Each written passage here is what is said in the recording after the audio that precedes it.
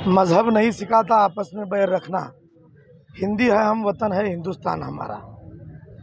आपण बघत असाल की भारताचा जो बेसिक ढाचा जो आहे ते सर्व जाती धर्म सर्व भाषा बोली याला घेऊनच भारत हे मजबूत राष्ट्र झालेला आहे।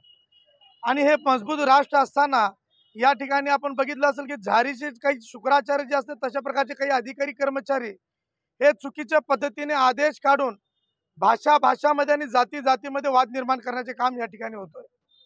आज खरं म्हणजे आपण ज्या विषय घेऊन आज जिल्हा परिषदला सीओ मॅडमला आणि शिक्षण अधिकाऱ्यांना भेटण्यासाठी आलो होतो ते विषय सुद्धा तेवढाच गंभीर आहे।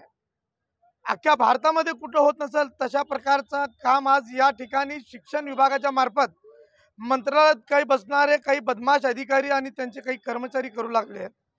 एकीकडे आपण बघताय की उर्दू भाषा असेल, हिंदी भाषा असेल, मराठी असेल, कन्नड असेल, या भाषेला आपण चांगल्या प्रकारचा दर्जा देऊन या ठिकाणी वाढवण्याचा प्रयत्न करतो। परंतु एखाद्या उर्दू शाळेमध्ये इतर गैर उर्दू भाषा असणाऱ्या शिक्षकाची नेमणूक करणे म्हणजे उर्दू भाषेला संपवणं, त्याचबरोबर मराठी जो शिक्षक आहे त्याला सुद्धा संपवण्याचं काम या ठिकाणी शासनाकडून आणि काही अधिकारी कर्मचाऱ्यांकडून होत असल्याचे दिसत आहे। आपण बघितलं असेल सिद्धापूर असेल, त्याचबरोबर सोलापूर शहर आणि जिल्ह्यातील जवळपास 12 पेक्षा जास्ती उर्दू शाळांमध्ये गैर उर्दू असणाऱ्या ज्याला काही उर्दूचं ज्ञान नाही अशा शिक्षकाची त्या ठिकाणी निवड केलेली आहे। मी सर्वप्रथम अशा प्रकारचा आदेश काढणाऱ्या त्या अधिकारी कर्मचाऱ्याचा आणि शिक्षण विभागाचा शिक्षण मंत्र्याचा या माध्यमातून निषेध करतो।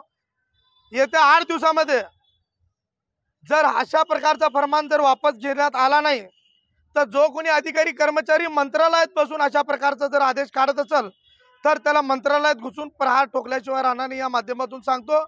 पुन्हा एकदा शासनाला इशारा देतो की कुठलीही भाषा असेल त्या भाषेचा तिरस्कार करण्याचं काम जर शासन म्हणून तुम्ही करत असाल तर आम्ही शासनाचा सुद्धा निषेध करून शासनाच्या विरोधात मंत्रालयासमोर आंदोलन केल्याशिवाय राहणार नाही या माध्यमातून सांगतो।